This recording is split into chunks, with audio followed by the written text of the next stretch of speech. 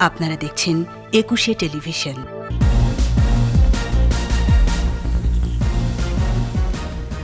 ভোটের আগে রাজনৈতিক মেরুকরণে চোখ, জাতীয় পার্টির ৩০০ আসনে প্রার্থী দেওয়ার পরিকল্পনা।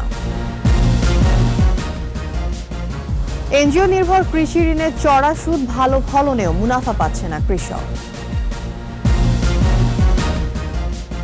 আস্থা হারিয়েছে ডাক বিভাগ, সম্পদ ও জনবলের ব্যবহার নিশ্চিত হলে আবারও হতে পারে যোগাযোগের কেন্দ্রবিন্দু।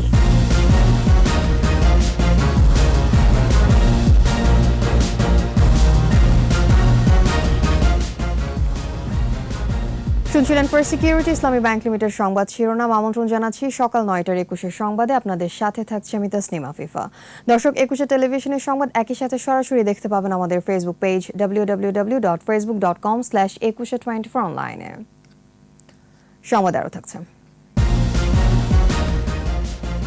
সীতাকুণ্ড ইকো পার্কের নিভৃত পাহাড়ে নানান গাছগাছালি, জলপ্রপাতের মূর্ছনায় সহস্র সুর।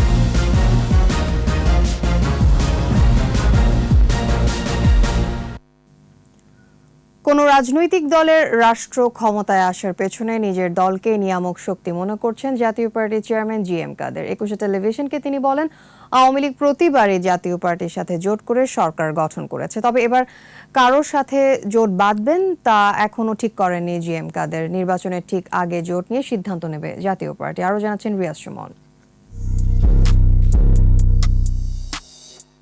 হোসেন মোহাম্মদ এরশাদ সামরিক শাসন জারি করে ক্ষমতা দখলের পর ১৯৮৬ সালের ১ জানুয়ারি গঠন করেন জাতীয় পার্টি। নবম জাতীয় সংসদ নির্বাচন থেকেই আওয়ামী লীগের সাথে জোটে আছে জাপা। দলের প্রতিষ্ঠাতা হোসেন মোহাম্মদ এরশাদের মৃত্যুর পর জাপার হাল ধরেন ছোট ভাই জি.এম. কাদের। যদিও নেতৃত্ব নিয়ে জি.এম. কাদের রওশন দ্বন্দ্ব অনেক দূরেই গড়ায়। এখন মাঝে মাঝেই দৃশ্যপটে আসছেন বিদিশা, সাদ এবং এরিক।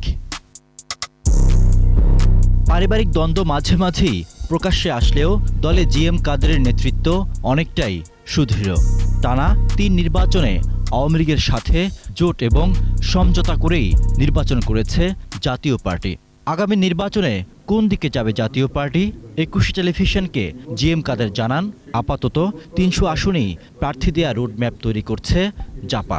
যে কোনো পরিস্থিতিতে দর কষাকষির জন্য আমাদের শক্তিটা একটা বড় ফ্যাক্টর, এবং সেই হিসাবে সারা দেশের যাতে আমাদের শক্তি থাকে সেইভাবে আমাদের চেষ্টা চালিয়ে যেতে হবে। আমরা ৩০০টা জায়গায় প্রার্থী আস্তে আস্তে সেট করার চেষ্টা করছি। এবারও কি আওয়ামী লীগের সাথে জোটে থাকবে জাপা? এই প্রশ্নে জি.এম. কাদের বলেন, আগে ভাগেই কোনো সিদ্ধান্ত নয়, নির্বাচনী রাজনীতির মেরুকরণ বুঝেই সিদ্ধান্ত হবে বলেই জানালেন তিনি। আমাদের ছাড়া আওয়ামী লীগ কোনো সময় ক্ষমতা আসতে পারেনি, মোটামুটি আমাদের সঙ্গে নিয়েই ক্ষমতা এসছে। যে সময় আমরা ওনার সঙ্গে ছিলাম না, সে সময় ওনারা ক্ষমতা আসতে পারেননি, এবং আমরা যখন যাকে সমর্থন দিব দেখা যায় যে সেই সরকার গঠন করতে পারে।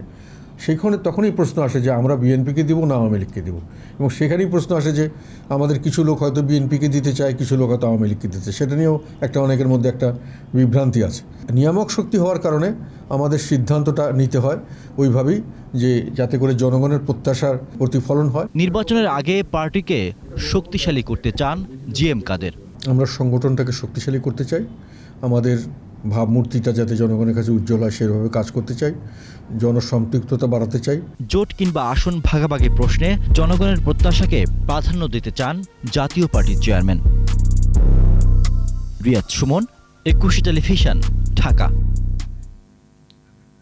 রোমানিয়া বাংলাদেশকে উপহার হিসেবে ২ লাখ ডোজ অ্যাস্ট্রাজেনেকার টিকা দেওয়ার ঘোষণা দিয়েছে। বুখারেস্টে পররাষ্ট্রমন্ত্রী ডক্টর এ কে আব্দুল মোমেনের সঙ্গে বৈঠককালে সেদেশের পররাষ্ট্রমন্ত্রী বোগদান ওরেস্কু কথা জানান। দুই পররাষ্ট্রমন্ত্রীর মধ্যে প্রথমবারের মতো বৈঠকে ব্যবসায়ী প্রতিনিধি দলের বাংলাদেশ সফর নিয়েও আলোচনা হয়।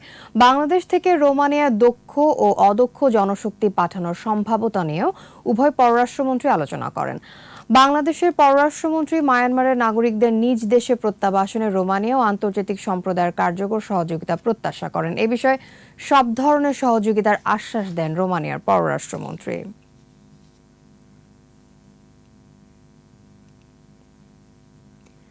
ব্যাংকের চেয়ে 3 গুণ বেশি সুদ এনজিও নির্ভর কৃষি ঋণে। সুদের হার কমপক্ষে 24%। এমন চড়া সুদের ঋণের খপ্পরে দেশের বিপুল সংখ্যক কৃষক। ভালো ফসল ফলিয়েও মুনাফা ঘরে তুলতে পারছে না তারা। রিপোর্ট তৌহিদুর রহমানের।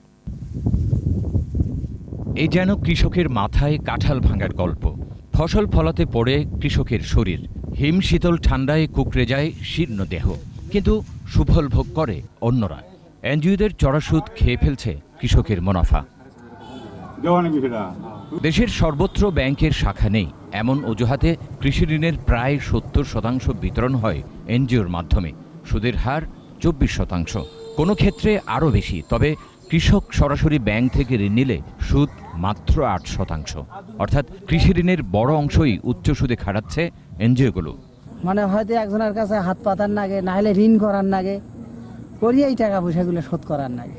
গরু বা ছাগল বিক্রি করিয়ে সেই ঋণটা আমরা শোধ করি। 50,000 টাকা তুলছি, ওটা এখন মনে করেন যে সপ্তাহে কিস্তি দেওয়া লাগে 1300 টাকা। জীবনে কামাই করে মনে করেন যে ঘরে 200 টাকা। এদিকে উচ্চ সুদে বিতরণ করলেও এনজিওগুলো অর্থ পাচ্ছে স্বল্প সুদে, এমনটাই বলছে পল্লী কর্মসহায়ক ফাউন্ডেশন PKSF।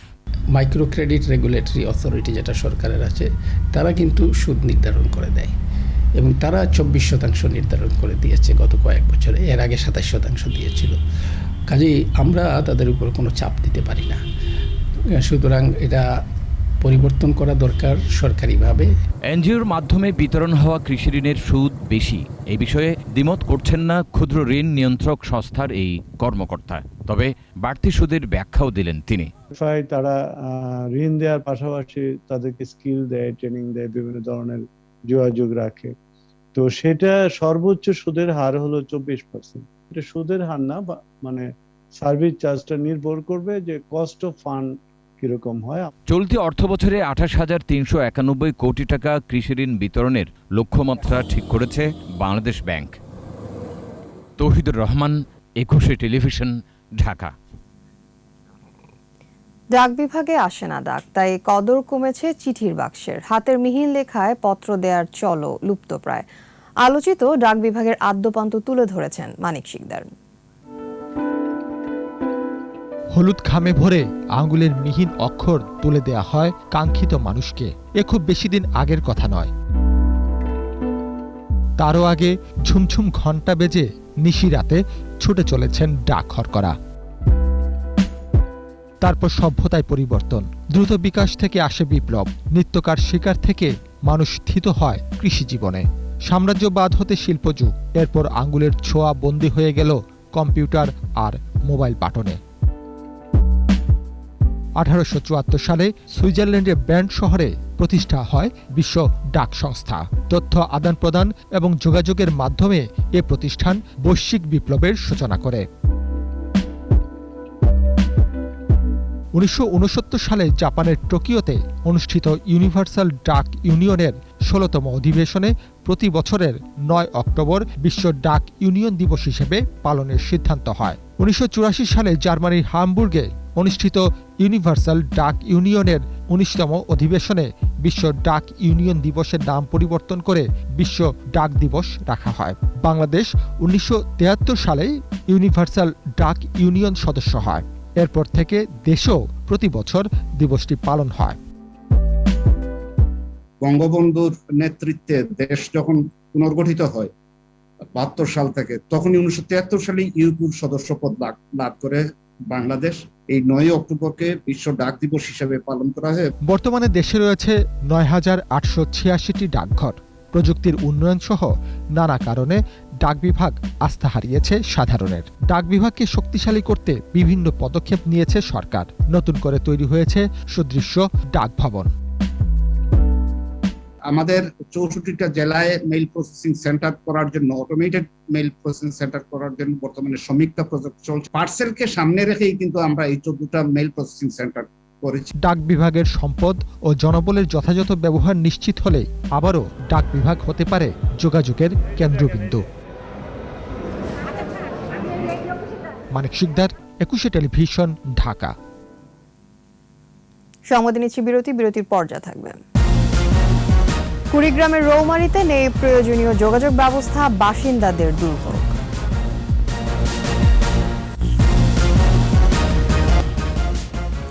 আপনারা দেখছেন সকাল 9টার 21 সংবাদ।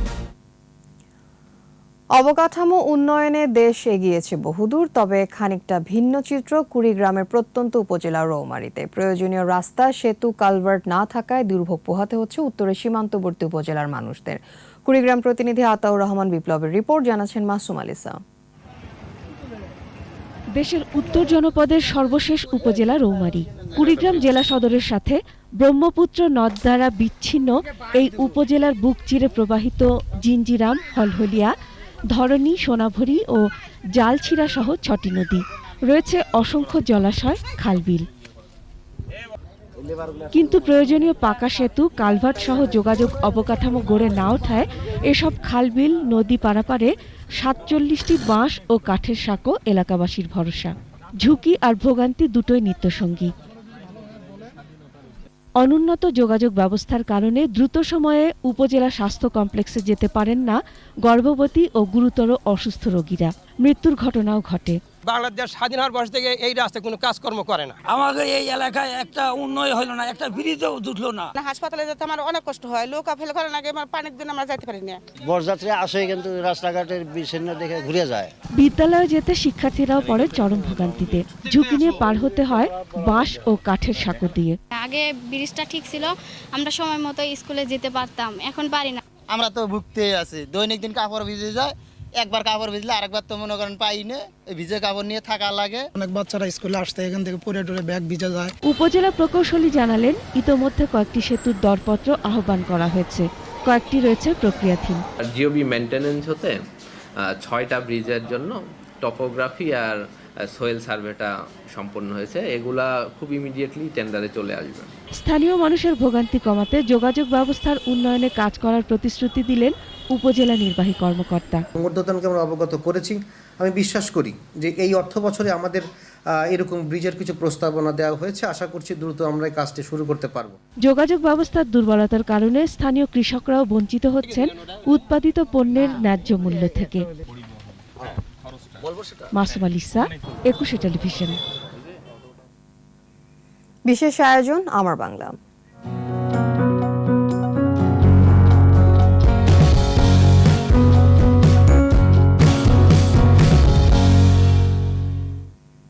ময়মনসিংহে ব্রহ্মপুত্র ব্রিজের পূর্ব পাড় থেকে শম্ভুগঞ্জ পর্যন্ত সড়ক 4 লেনে উন্নীত করার কাজ শুরু হয়েছে। আর দ্রুত কাজ শেষ করতে ঠিকাদারকে তাগিদ দেওয়ার কথা জানিয়েছে সড়ক ও জনপথ বিভাগ।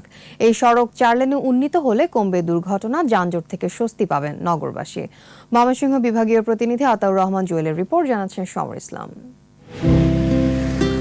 ময়মনসিংহ মহানগরীর প্রবেশদ্বার ব্রহ্মপুত্র ব্রিজের পূর্ব পাড়ের সড়ক এটি। সরু ও ভাঙাচোরা হওয়ায় প্রতিদিন সৃষ্টি হয় তীব্র যানজটের, ঘটে দুর্ঘটনাও, আর দুর্ভোগ পোহাতে হয় যানচালক ও নগরবাসীকে।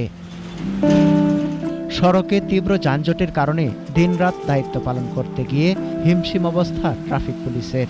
ট্রাফিকের অর্ধেকের বেশি আমরা এই রাস্তায় যানজট নিরসনের জন্য নিয়োজিত থাকি। এমন অবস্থা থেকে উত্তরণে 3.5 কিলোমিটার সড়কটি 4 লেনে উন্নীত করার কাজ শুরু হয়েছে। মোটামুটি ব্রিজ পর্যন্ত মানে এটা যানজট ছিলই সব সময়, ঘন্টার পর ঘন্টা চলে যায়, আমরা গাড়ি চালাইতে পারি না। কিছুদিন আগে ফুন্ডার অ্যাক্সিডেন্টে 3 জন একসাথে মারা গেল। ময়মনসিংহবাসীর লাগে খুবই ভালো একটা উদ্যোগ। 4 লেন হলে তো বিরাট সুবিধা পাই।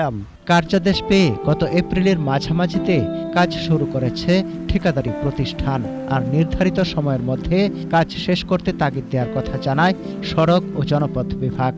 নেত্রকোনা জেলা এবং শেরপুর জেলা এবং উত্তরাঞ্চলের যে উপজেলাগুলোর যে মানে গেটওয়ে হচ্ছে, ঢাকার দিকে যাওয়ার গেটওয়ে হচ্ছে এই সড়কটি। 4 লেন হলে এই সড়কে যাতায়াত এবং চলাচল অনেক আরামদায়ক হবে, স্বাচ্ছন্দ্য বোধ করবে। 84,15,78,000 টাকা ব্যয়ে 4 লেনের কাজ শেষ হলে দুর্ঘটনা ও যানজট থেকে মুক্তি পাবে নগরবাসী। সমর ইসলাম, 21 টেলিভিশন। আবারও নিচ্ছি বিরতি, ফিরে এসে যা থাকবেন। মিয়ানমারের সুচির ছায়া সরকারের প্রতি ইউরোপীয় ইউনিয়নের সমর্থন সামরিক জান্তার জন্য বিব্রতকর পরিস্থিতি। শেষ করব অপরূপা প্রকৃতির খবর দিয়ে। সবুজের মাঝে স্নিগ্ধধারা, নিরুপাধি সৌন্দর্যের পরমাধা সীতাকুণ্ডের জলপ্রপাত। অতি মনোহর এ ঝর্ণার পরিচয় সহস্রধারা নামে। তপু শাহিনের তোলা ছবিতে। চট্টগ্রাম ঘুরে এসে বাকিটা জানাচ্ছেন স্মৃতি মণ্ডল। পাহাড় বেষ্টিত রূপসী এ ঝর্ণার নাম সহস্রধারা। বর্ষাকালে উছলে ওঠে এ ঝর্ণার রূপসুধা। বৃষ্টিবহুল শরতে এবার সহস্রধারা প্রকাশ করল তার নিরুপাধি সৌন্দর্য।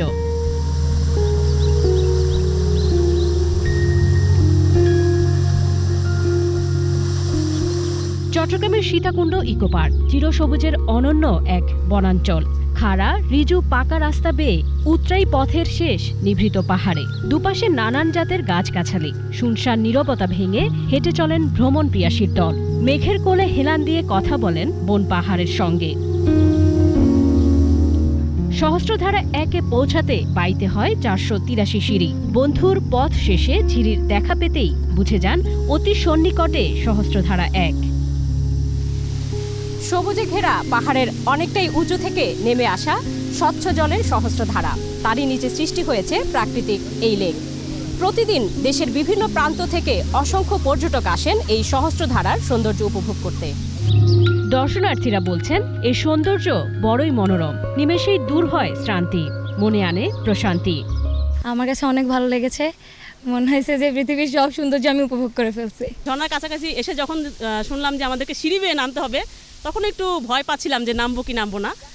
তবে কষ্ট করে আসার পরে ঝর্ণা দেখে এখন আমরা খুব ভালো লাগতেছে। এই সিঁড়িতে নামতে খুবই ভয় হচ্ছে, কিন্তু এখানে আসে সবই যে ভুলে গেছি, এত আরাম লাগছে। রাস্তাটা এবং সিঁড়িটা খুব ভালো করছে, তা না হলে এই অবকাঠামোগুলো না হলে আরও হয়তো বা কষ্টসাধ্য হতো। সহস্রধারা 1 ছাড়াও ইকো পার্কের ভেতরে আছে আরেকটি জলপ্রপাত সুপ্তধারা। 3 প্রবাহের বুলু মূর্ছনা সারাক্ষণ ডাক দেয় সহস্র সুরে। স্মৃতিমণ্ডল, 21 টেলিভিশন, সীতাকুণ্ড, চট্টগ্রাম। শেষ করছি সকাল 9টার 21 সংবাদ। যাবার আগে ফার্স্ট সিকিউরিটি ইসলামী ব্যাংক লিমিটেড সংবাদ শিরোনামগুলো আরও একবার। ভোটের আগে রাজনৈতিক মেরুকরণের চোখ জাতীয় পার্টির 300 আসনে প্রার্থী দেওয়ার পরিকল্পনা।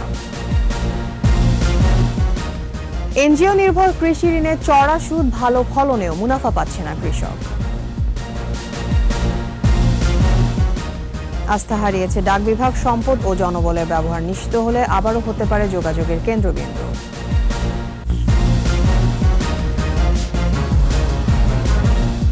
সর্বশেষ খবর জানতে ডায়াল করুন 2021 নম্বরে, ভিজিট করুন 21-tv.com এই ওয়েবসাইটে। এছাড়া ফেসবুকে লগ ইন করতে পারেন facebook.com/2124 অনলাইনে। এতক্ষণ সাথে থাকার জন্য ধন্যবাদ। আমাদের পরবর্তী সংবাদ দুপুর 12টায় দেখার আমন্ত্রণ রইল।